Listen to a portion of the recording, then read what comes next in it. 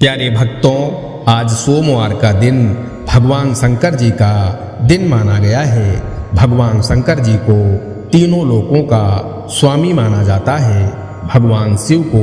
देवों के देव माना जाता है, यानी शिव वह शक्ति है जिससे बढ़कर तीनों लोकों में कोई दूसरी शक्ति नहीं है। प्यारे भक्तों, भोले बाबा वास्तव में बहुत भोले हैं। वह अपने भक्तों के ऊपर बहुत कम भक्ति में ही प्रसन्न हो जाया करते हैं। बस भक्त ऐसा होना चाहिए कि वह बिना किसी छल कपट के सच्चे मन से प्रतिदिन भोले बाबा को याद करे। भोले बाबा यह कभी नहीं कहते कि आप मेरी भक्ति में व्रत करो, घंटों पूजा पाठ करो। आपको जब भी समय मिले बाबा भोलेनाथ का नाम जप करो, वही भोलेनाथ की पूजा है। प्यारे भक्तों, अगर किसी देवी देवता को बहुत जल्दी प्रसन्न करना हो तो आपको उस देवी देवता के मंत्र का प्रतिदिन एक माला यानी 108 बार जाप या श्रवण करना चाहिए। 21 दिन में ही परिणाम आपके सामने होगा। इसलिए भोले बाबा को प्रसन्न करने वाला शिव पुराण का शिव महामंत्र हम आपको बताने वाले हैं। यह महामंत्र भगवान शंकर जी का सबसे प्रिय और शक्तिशाली मंत्र माना जाता है। शिव पुराण में इस मंत्र की महिमा का वर्णन किया गया है। शिव पुराण कहती है कि यह मंत्र आपकी सभी मनोकामनाएं पूरी करने वाला है। आप अगर किसी समस्या से बहुत परेशान हो चुके हैं, उसका कोई निवारण नहीं मिल रहा है, तो आपको कहीं भी भटकने की जरूरत नहीं है। आपको उस परेशानी को भोले बाबा को सौंप देना है और 21 दिन तक इस महामंत्र का जाप करना है। जाप करने में असमर्थ है तो 21 दिन तक आपको इस मंत्र का श्रवण करना है। आप देखेंगे कि समस्या का हल कैसे निकलता है। प्यारे भक्तों, आइए भगवान शंकर जी के इस चमत्कारी मंत्र को कम से कम 108 बार सुन लेते हैं। लेकिन उससे पहले सभी भक्तों से एक छोटा सा निवेदन है। वीडियो पसंद आए तो दिल से एक लाइक करिएगा और इसी तरह के कल्याणकारी वीडियो आगे भी देखने के लिए हमारे चैनल मंत्र की विद्या को सब्सक्राइब करके कमेंट में जय जय भोलेनाथ जरूर लिखें। प्यारे भक्तों, मंत्र इस प्रकार है। प्रचंडम प्रकष्ठम प्रगल्भम परेशम अखंडम अजम भानुकोटि प्रकाशम त्रयः शूल निर्मूलनम शूल पाणिम भजेहम भवानी पतिम भावगम्यम प्रचंडम प्रकष्ठम प्रगल्भम परेशम अखंडम अजम भानुकोटि प्रकाशम त्रयः शूल निर्मूलनम शूल पाणिम भजेहम भवानी पतिम भावगम्यम प्रचंडम प्रकष्ठम प्रगल्भम परेशम अखंडम अजम भानुकोटि प्रकाशम त्रयः शूल निर्मूलनम शूल पाणिम भजेहम भवानी पतिम भावगम्यम प्रचंडम प्रकष्ठम प्रगल्भम परेशम अखंडम अजम भानुकोटि प्रकाशम त्रयः शूल निर्मूलनम शूल पाणिम भजेहम भवानी पतिम भावगम्यम प्रचंडम प्रकष्ठम प्रगल्भम परेशम अखंडम अजम भानुकोटि प्रकाशम त्रयः शूल निर्मूलनम शूल पाणिम भजेहम भवानी पतिं भावगम्यं प्रचंडं प्रकष्ठं प्रगल्भं परेशम् अखण्डम् अजं भानुकोटिप्रकाशम् त्रयः शूलनिर्मूलनं शूलपाणिं भजेऽहं भवानीपतिं भावगम्यम् प्रचण्डं प्रकष्ठं प्रगल्भं परेशम् अखण्डम् अजं भानुकोटिप्रकाशम् त्रयः शूलनिर्मूलनं शूलपाणिं भजेऽहं भवानीपतिं भावगम्यम्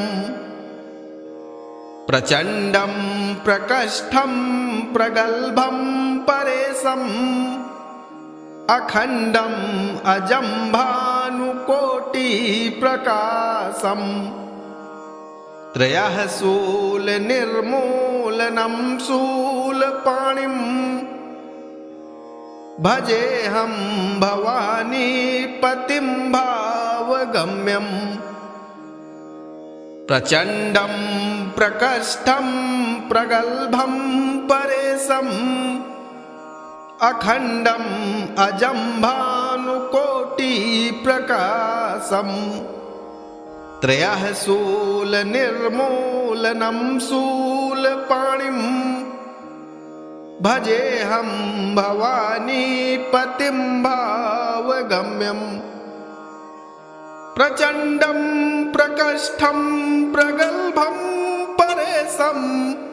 अखण्डम् अजं भानुकोटिप्रकाशम् त्रयः शूलनिर्मूलनं शूलपाणिं भजेऽहं भवानीपतिं भावगम्यम् प्रचण्डं प्रकष्ठं प्रगल्भं परेशम् अखण्डम् अजं भानुकोटिप्रकाशम् त्रयः शूलनिर्मूलनं शूलपाणिं भजेऽहं भवानीपतिं भावगम्यम् प्रचण्डं प्रकष्ठं प्रगल्भं परेशम् अखण्डम्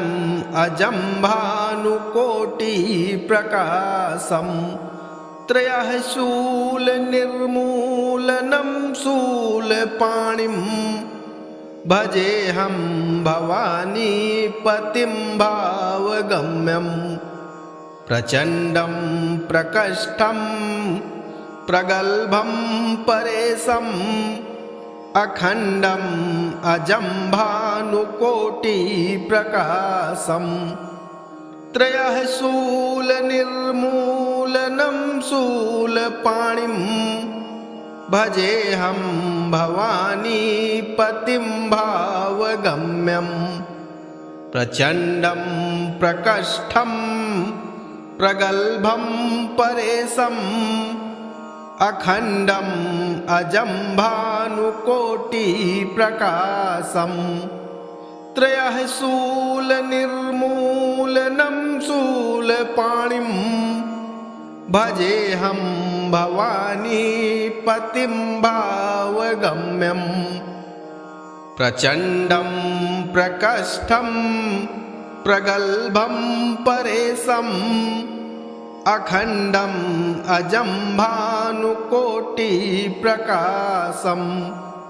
त्रयः शूलनिर्मूलनं शूलपाणिं भजेऽहं भवानीपतिं भावगम्यम् प्रचण्डं प्रकष्ठं प्रगल्भं परेशम् अखण्डम् अजं भानुकोटिप्रकाशम् त्रयः शूलनिर्मूलनं शूलपाणिं भजेऽहं भवानीपतिं भावगम्यम् प्रचण्डं प्रकष्ठं प्रगल्भं परेशम् अखण्डम् अजं भानुकोटिप्रकाशम् त्रयः शूलनिर्मूलनं शूलपाणिम् भजेऽहं भवानीपतिं भावगम्यम् प्रचण्डं प्रकष्ठं प्रगल्भं परेशम् अखण्डम् अजं भानुकोटिप्रकाशम् त्रयः शूलनिर्मूलनं शूलपाणिम् भजेऽहं भवानीपतिं भावगम्यम् प्रचण्डं प्रकष्ठं प्रगल्भं परेशम् अखण्डम् अजं भानुकोटिप्रकाशम् त्रयः शूलनिर्मूलनं शूलपाणिम् भजेऽहं भवानीपतिं भावगम्यम्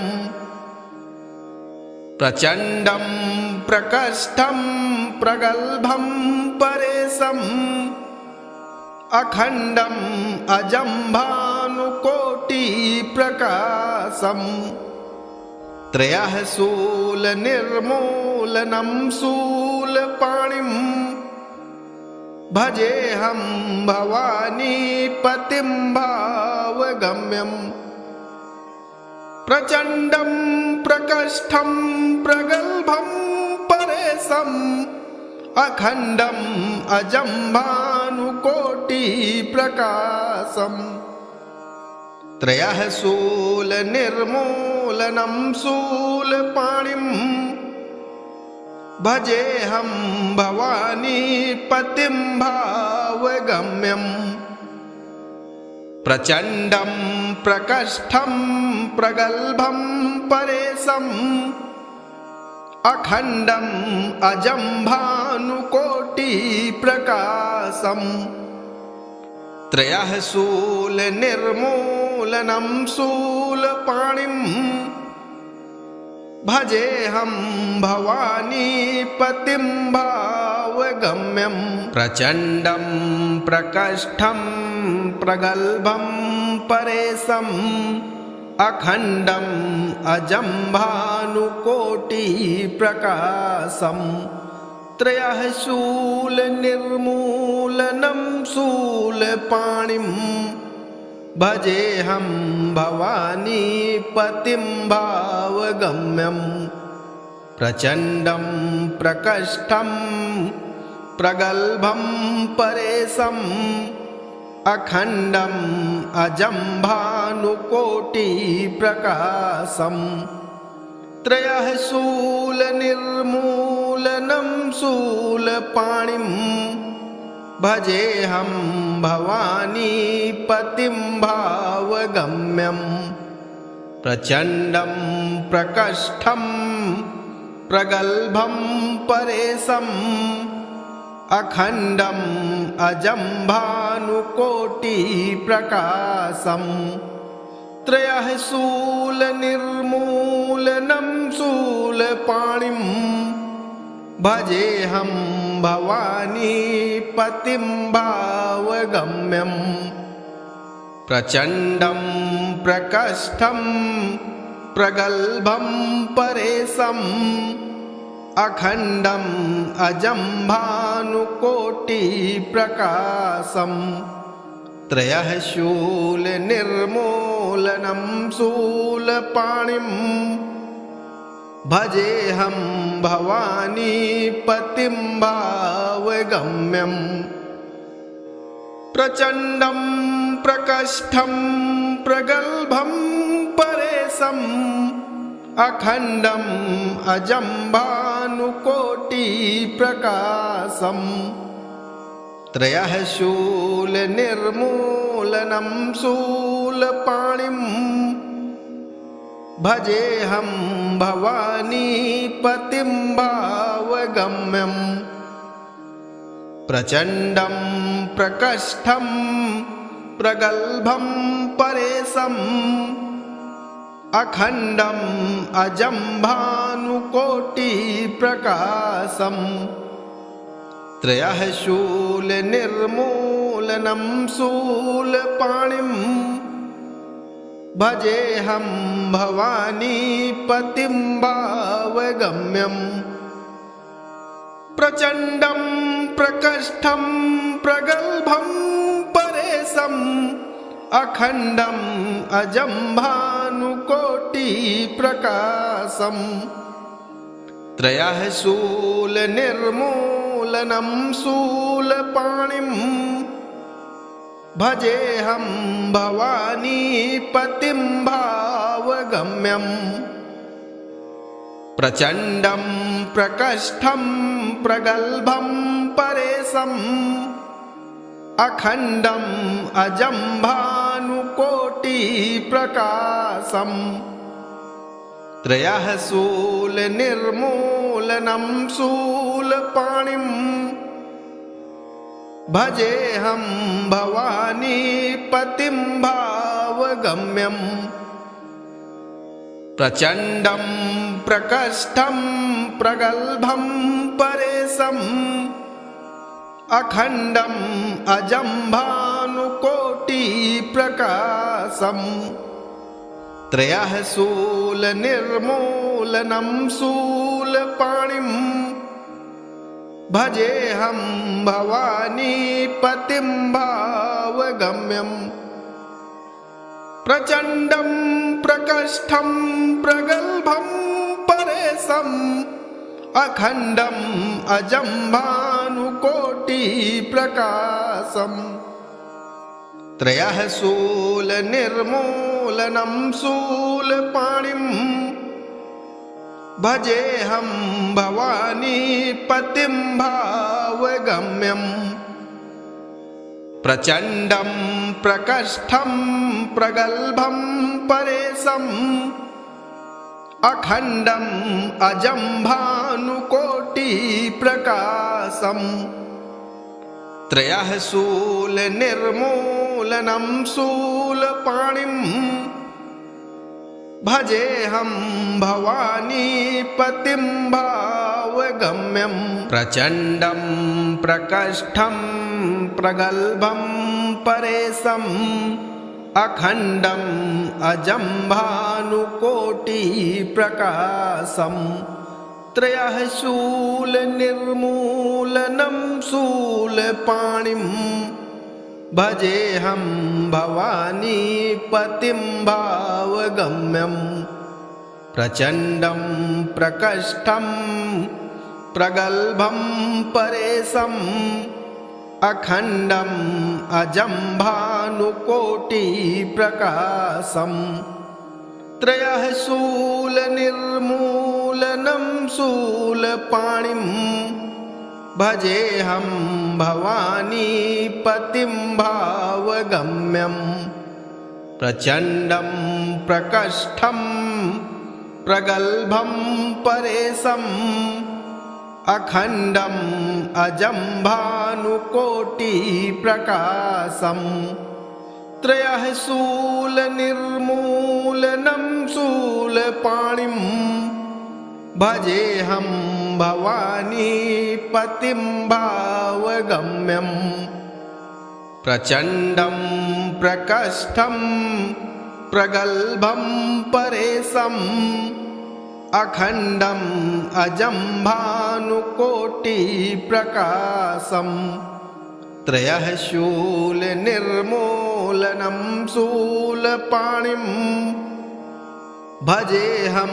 भवानीपतिं भावगम्यम् प्रचण्डं प्रकष्ठं प्रगल्भं परेशम् अखण्डम् अजं भानुकोटिप्रकाशम् त्रयः शूलनिर्मूलनं शूलपाणिम् भजेऽहं भवानीपतिं भावगम्यम् प्रचण्डं प्रकष्ठं प्रगल्भं परेशम् अखण्डम् अजं भानुकोटिप्रकाशम् त्रयः शूलनिर्मूलनं शूलपाणिम् भजेऽहं भवानीपतिं भावगम्यम् प्रचण्डं प्रकष्ठं प्रगल्भं परेशम् अखण्डम् अजं भानुकोटिप्रकाशम् त्रयः शूलनिर्मूलनं शूलपाणिम् भजेऽहं भवानीपतिं भावगम्यम् प्रचण्डं प्रकष्ठं प्रगल्भं परेशम् अखण्डम् अजं भानुकोटिप्रकाशम् त्रयः शूलनिर्मूलनं शूलपाणिम् भजेऽहं भवानीपतिं भावगम्यम् प्रचण्डं प्रकष्ठं प्रगल्भं परेशम् अखण्डम् अजं भानुकोटिप्रकाशम् त्रयः शूलनिर्मूलनं शूलपाणिम् भजेऽहं भवानीपतिं भावगम्यम् प्रचण्डं प्रकष्ठं प्रगल्भं परेशम् अखण्डम् अजं भानुकोटिप्रकाशम् त्रयः शूलनिर्मूलनं शूलपाणिम् भजेऽहं भवानीपतिं भावगम्यम् प्रचण्डं प्रकष्ठं प्रगल्भं परेशम् अखण्डम् अजं भानुकोटिप्रकाशम् त्रयः शूलनिर्मूलनं शूलपाणिम् भजेऽहं भवानीपतिं भावगम्यम् प्रचण्डं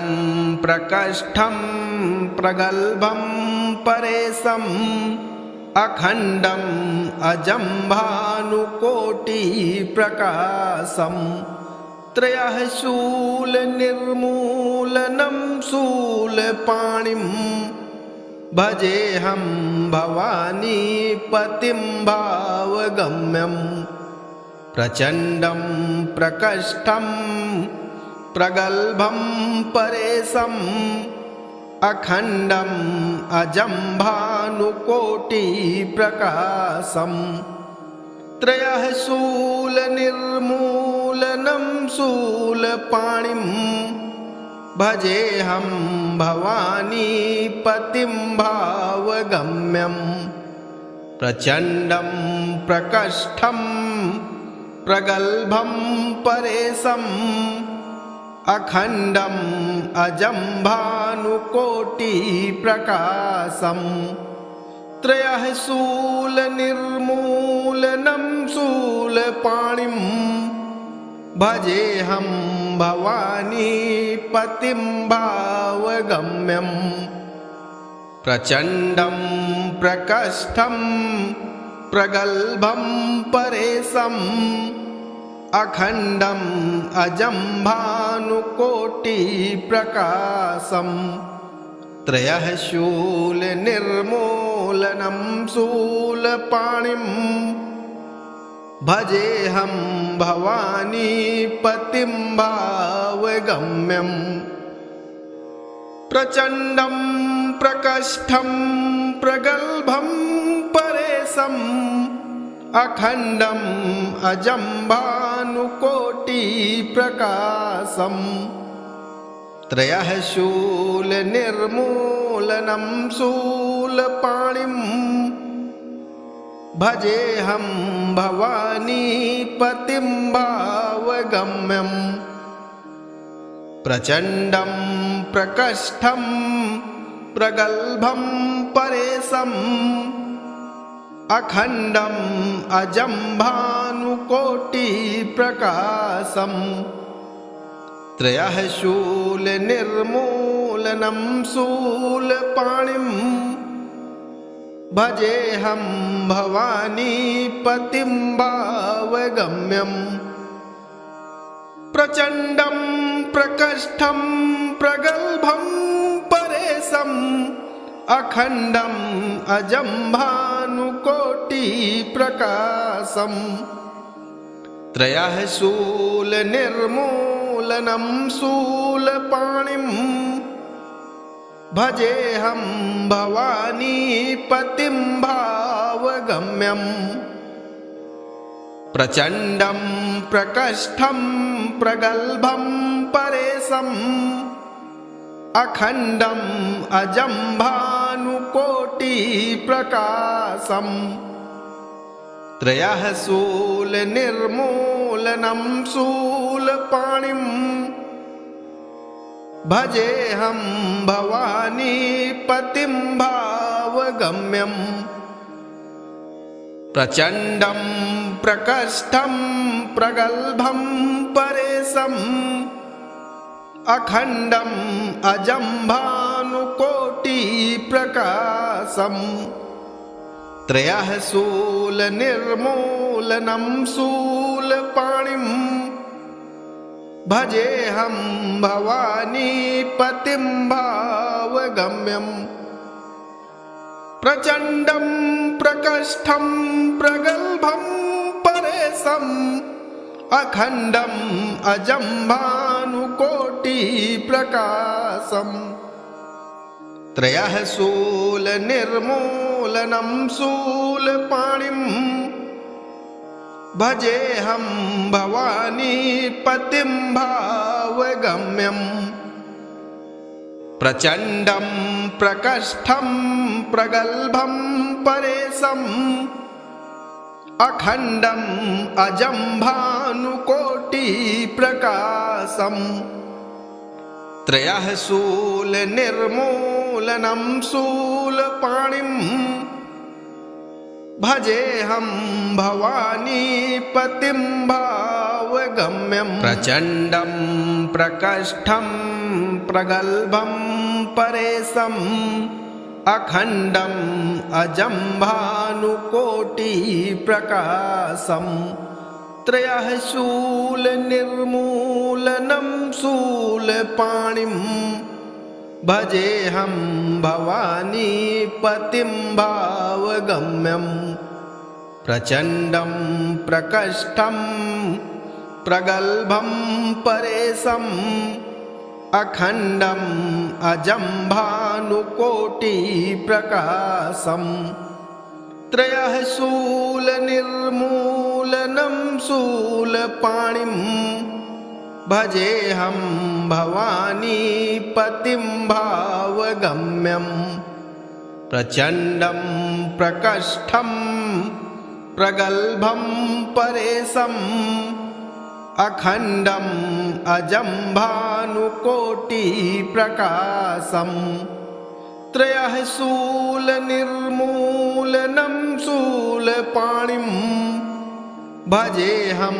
भवानीपतिं भावगम्यम् प्रचण्डं प्रकष्ठं प्रगल्भं परेशम् अखण्डम् अजं भानुकोटिप्रकाशम् त्रयः शूलनिर्मूलनं शूलपाणिम् भजेऽहं भवानीपतिं भावगम्यम् प्रचण्डं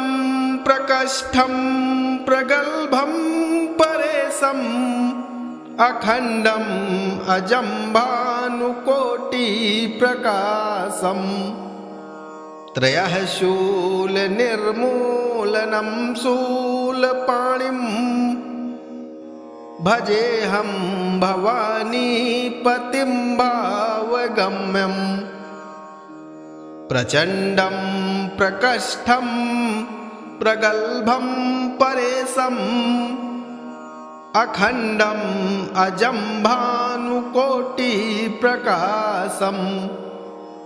त्रयः शूलनिर्मूलनं शूलपाणिम् भजेऽहं भवानीपतिं भावगम्यम् प्रचण्डं प्रकष्ठं प्रगल्भं परेशम्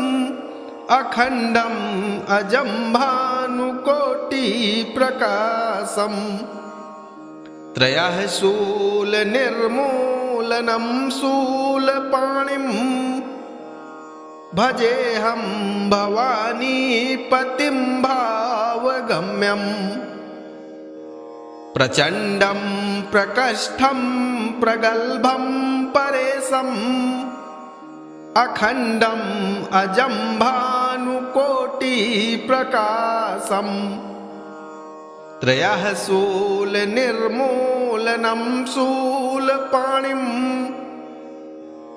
भजेऽहं भवानीपतिं भावगम्यम्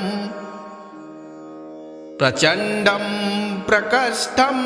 प्रगल्भं परेशम् अखण्डम् अजं भानुकोटिप्रकाशम् त्रयः शूलनिर्मूलनं शूलपाणिम् भजेऽहं भवानीपतिं भावगम्यम् प्रचण्डं प्रकष्ठं प्रगल्भं परेशम् अखण्डम् अजं भानुकोटिप्रकाशम् त्रयः शूलनिर्मूलनं शूलपाणिम् भजेऽहं भवानीपतिं भावगम्यम् प्रचण्डं प्रकष्ठं प्रगल्भं परेशम् अखण्डम् अजं भानुकोटिप्रकाशम् त्रयः शूलनिर्मूलनं शूलपाणिम् भजेऽहं भवानीपतिं भावगम्यम् प्रचण्डं प्रकष्ठं प्रगल्भं परेशम् अखण्डम् अजं भानुकोटिप्रकाशम् त्रयः शूलनिर्मूलनं शूलपाणिम् भजेऽहं भवानीपतिं भावगम्यम् प्रचण्डं प्रकष्ठं प्रगल्भं परेशम् अखण्डम् अजं भानुकोटिप्रकाशम् त्रयः शूलनिर्मूलनं शूलपाणिम् भजेऽहं भवानीपतिं भावगम्यम् प्रचण्डं प्रकष्ठं प्रगल्भं परेशम् अखण्डम् अजं भानुकोटिप्रकाशम् त्रयः शूलनिर्मूलनं शूलपाणिम् भजेऽहं भवानीपतिं भावगम्यम् प्रचण्डं प्रकष्ठं प्रगल्भं परेशम् अखण्डम् अजं भानुकोटिप्रकाशम् त्रयः शूलनिर्मूलनं शूलपाणिम् भजेऽहं भवानीपतिं भावगम्यम् प्रचण्डं प्रकष्ठं प्रगल्भं परेशम् अखण्डम् अजं भानुकोटिप्रकाशम् त्रयः शूलनिर्मूलनं शूलपाणिम् भजेऽहं भवानीपतिं भावगम्यम् प्रचण्डं प्रकष्ठं प्रगल्भं परेशम् अखण्डम् अजं भानुकोटिप्रकाशम् त्रयः शूलनिर्मूलनं शूलपाणिम् भजेऽहं भवानीपतिं भावगम्यम् प्रचण्डं प्रकष्ठं प्रगल्भं परेशम् अखण्डम् अजं भानुकोटिप्रकाशम् त्रयः शूलनिर्मूलनं शूलपाणिम् भजेऽहं भवानीपतिं भावगम्यम् प्रचण्डं प्रकष्ठं प्रगल्भं परेशम् अखण्डम् अजं भानुकोटिप्रकाशम् त्रयः शूलनिर्मूलनं शूलपाणिम् भजेऽहं भवानीपतिं भावगम्यम् प्रचण्डं प्रकष्ठं प्रगल्भं परेशम् अखण्डम् अजं भानुकोटिप्रकाशम् त्रयः शूलनिर्मूलनं शूलपाणिम् भजेऽहं भवानीपतिं भावगम्यम् प्रचण्डं प्रकष्ठं प्रगल्भं परेशम् अखण्डम् अजं भानुकोटिप्रकाशम् त्रयः शूलनिर्मूलनं शूलपाणिम् भजेऽहं भवानीपतिं भावगम्यम् प्रचण्डं प्रकष्ठं प्रगल्भं परेशम् अखण्डम् अजं भानुकोटिप्रकाशम् त्रयः शूलनिर्मूलनं शूलपाणिम् भजेऽहं भवानीपतिं भावगम्यम् प्रचण्डं प्रकष्ठं प्रगल्भं परेशम् अखण्डम् अजं भानुकोटिप्रकाशम् त्रयः शूलनिर्मूलनं शूलपाणिम् भजेऽहं भवानीपतिं भावगम्यम् प्रचण्डं प्रकष्ठं प्रगल्भं परेशम् अखण्डम् अजं भानुकोटिप्रकाशम् त्रयः शूलनिर्मूलनं शूलपाणिम् भजेऽहं भवानीपतिं भावगम्यम् प्रचण्डं प्रकष्ठं प्रगल्भं परेशम् अखण्डम् अजं भानुकोटिप्रकाशम् त्रयः शूलनिर्मूलनं शूलपाणिम् भजेऽहं भवानीपतिं भावगम्यम् प्रचण्डं प्रकष्ठं प्रगल्भं परेशम् अखण्डम् अजं भानुकोटिप्रकाशम् त्रयः शूलनिर्मूलनं शूलपाणिम् भजेऽहं भवानीपतिं भावगम्यम् प्रचण्डं प्रकष्ठं प्रगल्भं परेशम् अखण्डम् अजं भानुकोटिप्रकाशम् त्रयः शूलनिर्मूलनं शूलपाणिम् भजेऽहं भवानीपतिं भावगम्यम् प्रचण्डं प्रकष्ठं प्रगल्भं परेशम् अखण्डम् अजं भानुकोटिप्रकाशम् त्रयः शूलनिर्मूलनं शूलपाणिम् भजेऽहं भवानीपतिं भावगम्यम् प्रचण्डं प्रकष्ठं प्रगल्भं परेशम् अखण्डम् अजं भानुकोटिप्रकाशम् त्रयः शूलनिर्मूलनं शूलपाणिम् भजेऽहं भवानीपतिं भावगम्यम् प्रचण्डं प्रकष्ठं प्रगल्भं परेशम् अखण्डम् अजं भानुकोटिप्रकाशम् त्रयः शूलनिर्मूलनं शूलपाणिम्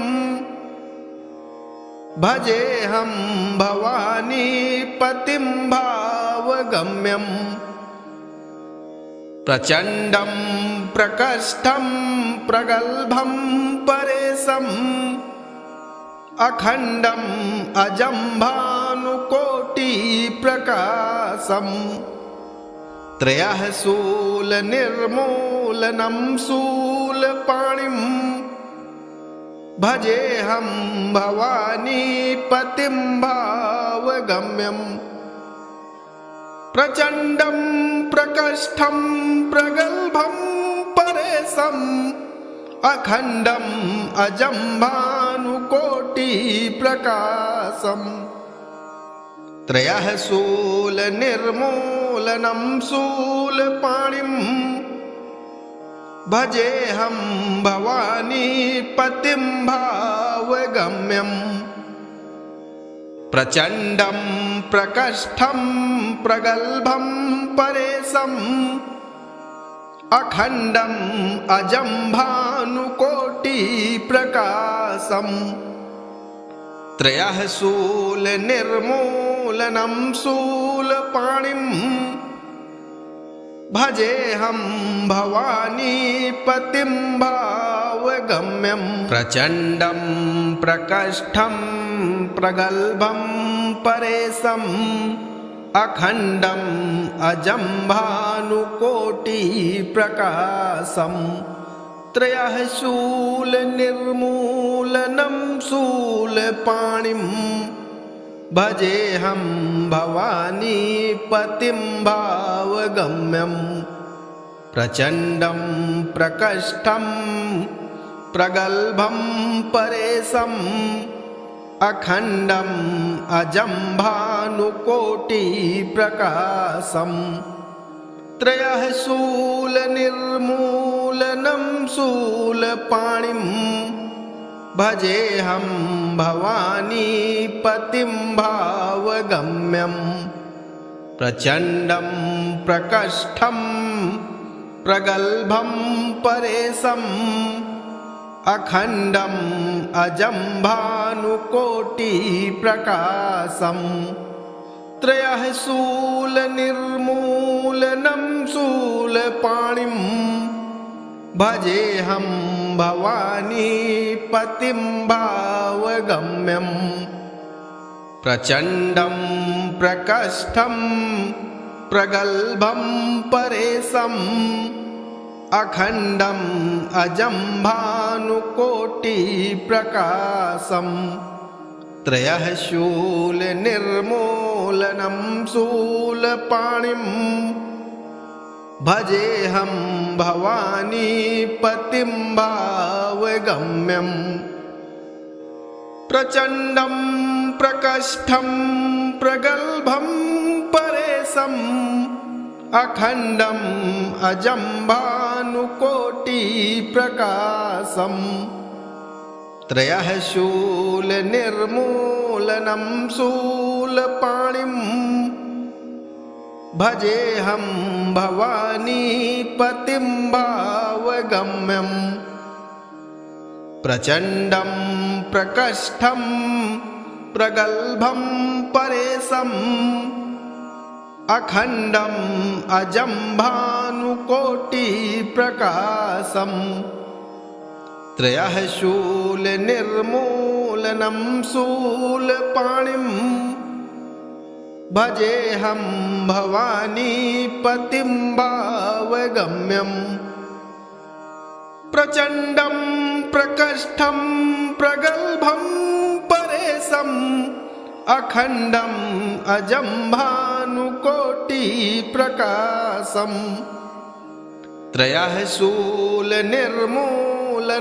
शूलपाणिं भजेऽहं भवानीपतिं भावगम्यम्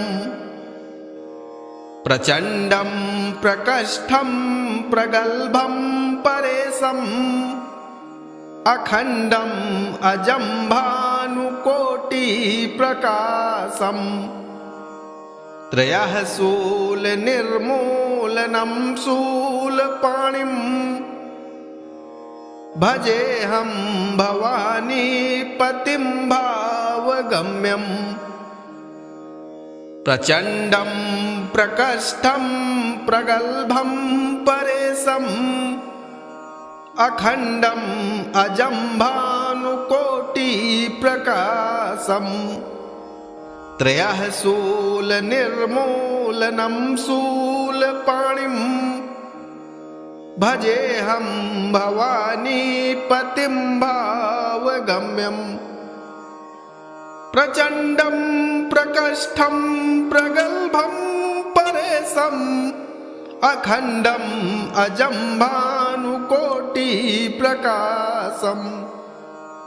त्रयः शूलनिर्मूलनं शूलपाणिं भजेऽहं भवानीपतिं भावगम्यम् प्रचण्डं प्रकष्ठं प्रगल्भं परेशम् अखण्डम् अजं भानुकोटिप्रकाशम् त्रयः शूलनिर्मूलनं शूलपाणिं भजेऽहं भवानीपतिं भावगम्यम् प्रचण्डं प्रकष्ठं प्रगल्भं परेशम् अखण्डम् अजं भानुकोटिप्रकाशम् त्रयः शूलनिर्मूलनं शूलपाणिं भजेऽहं भवानीपतिं भावगम्यम् प्रचण्डं प्रकष्ठं प्रगल्भं परेशम् अखण्डम् अजं भानुकोटिप्रकाशम् त्रयः शूलनिर्मूलनं शूलपाणिं भजेऽहं भवानीपतिं भावगम्यम् प्रचण्डं प्रकष्ठं प्रगल्भं परेशम् अखण्डम् अजं भानुकोटिप्रकाशम् त्रयः शूलनिर्मूलनं शूलपाणिं भजेऽहं भवानीपतिं भावगम्यम् प्रचण्डं प्रकष्ठं प्रगल्भं परेशम् अखण्डम् अजं भानुकोटिप्रकाशम् त्रयः शूलनिर्मूलनं शूलपाणिं भजेऽहं भवानीपतिं भावगम्यम् प्रचण्डं प्रकष्ठं प्रगल्भं परेशम् अखण्डम् अजं भानुकोटिप्रकाशम् त्रयः शूलनिर्मूलनं शूलपाणिं भजेऽहं भवानीपतिं भावगम्यम् प्रचण्डं प्रकष्ठं प्रगल्भं परेशम् अखण्डम् अजं भानुकोटिप्रकाशम् त्रयः शूलनिर्मूलनं शूलपाणिम् भजेऽहं भवानीपतिं भावगम्यम् प्रचण्डं प्रकष्ठं प्रगल्भं परेशम् अखण्डम् अजं भानुकोटिप्रकाशम् त्रयः शूलनिर्मूलनं शूलपाणिम् भजेऽहं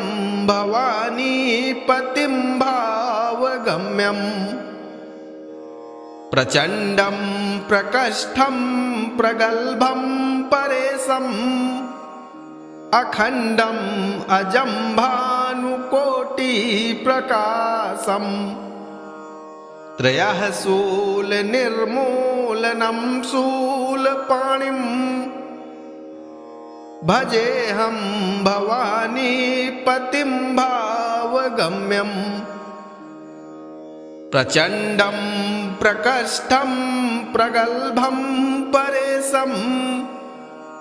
अखण्डम् अजं भानुकोटिप्रकाशम् त्रयः शूलनिर्मूलनं शूलपाणिम् भजेऽहं भवानीपतिं भावगम्यम्।